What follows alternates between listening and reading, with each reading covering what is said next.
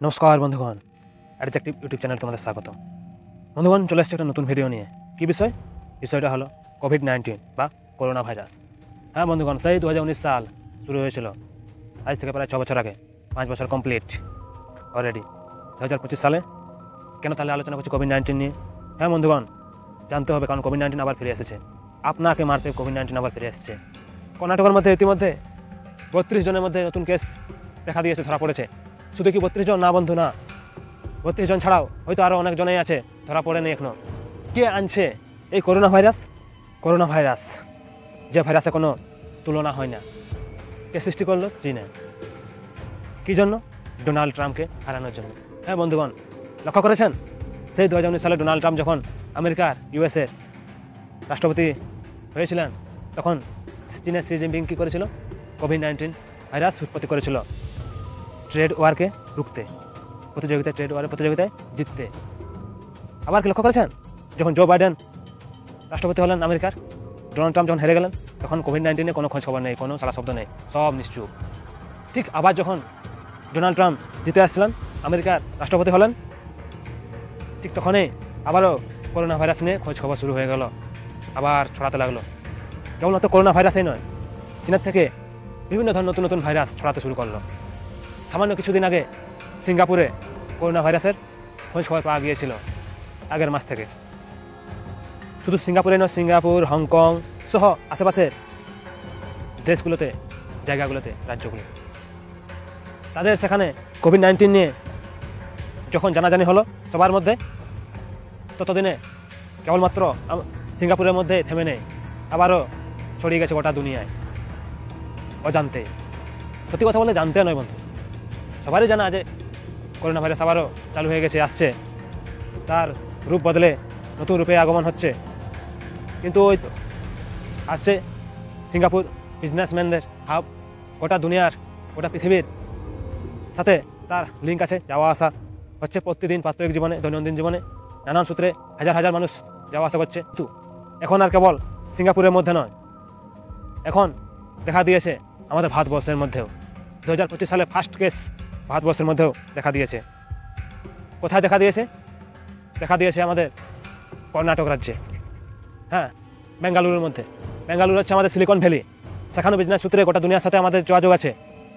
America থেকে শুরু করে, চীন থেকে শুরু করে, সিঙ্গাপুর, সমস্ত জায়গার সমস্ত দেশের সাথে যোগাযোগ আছে, যোগাযোগ চলছে। প্রতিদিনে হাজার হাজার মানুষ যাওয়া আসা করছে। তাই যখন সিঙ্গাপুরে ধরা পড়েছিল কোভিড-19 নতুন কেস 2025 সালে, ঠিক তখন আমাদের সাবধান হওয়া উচিত ছিল, কিন্তু আমরা সাবধান হয়নি। শুনেছিলাম, খবর পেয়েছিলাম, চোখ বন্ধ করে ঘুমিয়ে পড়েছিলাম। আবারও তাই কোভিড-19 নতুন রূপে স্ট্রংলিভাবে চারদিক থেকে ঝাঁপিয়ে পড়ছে। এই কোভিড-19কে হারানোর জন্য আমাদেরকে আবারও একজোট হতে হবে। এতদিন ধরে পাকিস্তানের সাথে ভারতের যুদ্ধটা চলছিল, ইন্ডিভিজুয়ালি বা ভিজুয়ালি, আপনারা দেখেছেন। এরপর ইন্ডিভিজুয়ালিভাবে, অদৃশ্য রূপে, ইনভিজিবল রূপে যুদ্ধ চলবে কোভিড-19 সঙ্গে। হ্যাঁ বন্ধুগণ, হ্যাঁ, এই যুদ্ধ কেবলমাত্র ভারতীয় সেনাবাহিনীর সঙ্গে নয়, এই যুদ্ধ চলবে আমার আপনার মতো সাধারণ মানুষের সাথে। তাই বন্ধুগণ, বলতে পারি, আবার কি লকডাউন হবে? গোটা দুনিয়া থমকে দাঁড়াবে? ভারতবর্ষ কি আবারও প্রাচীর রুদ্ধ হবে? সমস্ত রাস্তাঘাট কি আবার ফাঁকা হয়ে পড়বে? শিল্প কারখানা কি আবার ফাঁকা হয়ে পড়বে? সংশয় তো উঠছে মনের মধ্যে। এতদিন পর, 5 বছর পর ফিরে আসছে কোভিড-19 2025 সালে। অবশ্যই সে স্ট্রংলি ভাবেই ফিরবে, মারাত্মক রূপেই ফিরবে। আবার বন্ধুবান, দেখার বিষয় আছে, এই মুহূর্তে ভারত আর আমেরিকার সাথে সুসম্পর্ক ধীরে ধীরে ভালো হচ্ছে, এবং বিভিন্ন কলকারখানা, ম্যানুফ্যাকচারিং হাব হতে চলেছে ভারতবর্ষ, নতুন রূপে স্থান পেতে চলেছে। আমেরিকার বিভিন্ন ট্যাক্স থেকে বাঁচার জন্য বড় বড় শিল্প কলকারখানা মালিকরা ভারতের মধ্যে বিভিন্ন ধরনের প্রোডাক্ট তৈরি করতে ইচ্ছুক। এমত অবস্থায় চীন কখনো চাইবে না ভারত তার পড়শি হয়ে চীনের একাধিপত্য, একচ্ছত্র যে আধিপত্য এখন আছে ম্যানুফ্যাকচারিং হাব, তা যাতে কোনো মতেই ভারত কেড়ে নিতে না পারে বা ভারত তার বরাবরই না আসতে পারে। তাই চীন বিভিন্ন রূপে চেষ্টা করছে, যে ভাইরাসের দ্বারা হোক, বিভিন্ন কারণে হোক, পাকিস্তানের দ্বারাই হোক, ভাত কাটানোর জন্য। আমেরিকার প্রেসিডেন্ট ডোনাল্ড ট্রাম্প তো তার প্রথম টেনিওরে বলে দিয়েছিল সরাসরি, this is not corona virus or COVID-19, this is Chinese virus. China থেকে নির্গমন হয়েছিল, চায়না তাদের ল্যাব থেকে হাতে গড়া তৈরি করোনা ভাইরাস ল্যাব থেকে, চাইনিজের ল্যাব, চীনের ল্যাব থেকে ছড়িয়ে পড়েছে গোটা দুনিয়ায়। এটা কখনোই পশু পাখির থেকে সৃষ্টি হয়নি। এই মতাবস্থায় কী করা উচিত? সারা ভারতবর্ষী সহ গোটা দুনিয়ার কথা ছেড়ে দিলাম, আমাদের কী করা উচিত? সবচেয়ে প্রথমেই বলবো, করোনা ভাইরাস বিশেষ করে বয়স্ক, বৃদ্ধ মা বাবাদের, বয়স্ক দাদু দিদাদের এবং শিশুদের কোভিড-19 ভাইরাস থেকে অবশ্যই দূরে থাকতে হবে, সাবধান থাকতে হবে। তা না হলে যে কোনো সময় অঘটন ঘটে যেতে পারে। এরপর আমরা বলবো, আমাদের যে সমস্যাগুলো সে সময় হয়েছিল আজ থেকে 5 বছর আগে, আমাদের মেডিকেল সিস্টেম ফাঁপাতে ভরা, তা একটা ভাইরাসে প্রমাণ করে দিয়েছিল। অক্সিজেনের অভাব, প্রত্যেকজন মুমূর্ষু রোগীরা সেদিন বুঝেছিল। কিন্তু আমরা কি আজকে সেই সমস্যাগুলোর সমাধান করতে পেরেছি?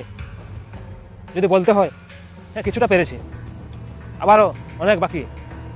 আমাদের যে উদ্যোগটা নেওয়া উচিত ছিল, সেই উদ্যোগটা আমরা নিতে পারিনি। কেবলমাত্র মাস্ক বানালেই হলো না, মেডিকেল ইনফ্রাস্ট্রাকচার, বিভিন্ন সার সরঞ্জাম, হাসপাতালগুলির আধুনিকীকরণ করা উচিত ছিল আমাদের এই 5 বছরের মধ্যে, কিন্তু আমরা করি নাই। খুবই ধীর গতিতে এই বিষয়ে আমরা এগোচ্ছি, তাই অনেকটাই ফেলিওর এই বিষয়ে তা বলা যেতেই পারে।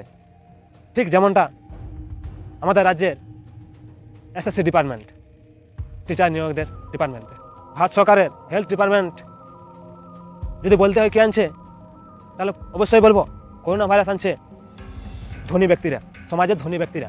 যদিও তারা মারা যাবে না, তাদের টাকা আছে, ধন দৌলত আছে, তারা বড় বড় এমসে গিয়ে ভর্তি হয়ে বাঁচিয়ে নেবে। মরবে কারা? আম মানুষ, গ্রাম বাংলার সাধারণ মানুষরা, জনতা। তাই সেদিনও যখন করোনা ভাইরাস এসেছিল, কোভিড-19 এসেছিল, যত মধ্যবিত্ত, নিম্ন মধ্যবিত্ত পরিবারের বয়স্কগণ আছে, বেশিরভাগই তারা মারা গিয়েছিল।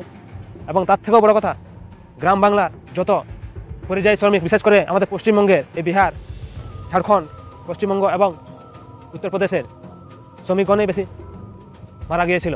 কেন মারা গিয়েছিল? তারা করোনা ভাইরাসের জন্য মারা যায়নি, তারা মারা গিয়েছিল অদূরদর্শিতা ভারত সরকারের। হঠাৎ করে লকডাউন শুরু করে দিয়েছে। উচিত কী ছিল? বিদেশ থেকে যে সমস্ত প্লেন, ইন্টারন্যাশনাল যে সমস্ত রুটগুলো আছে, সেগুলো প্রথমে বন্ধ করা। ভারতে যত রাজ্যে পরিযায়ী শ্রমিক আছে, সমস্ত পরিযায়ী শ্রমিক আগে প্রত্যেকজন যে যার ঘরে পৌঁছানো, প্রথম 14 দিনের মধ্যে, 2 সপ্তাহের মধ্যে।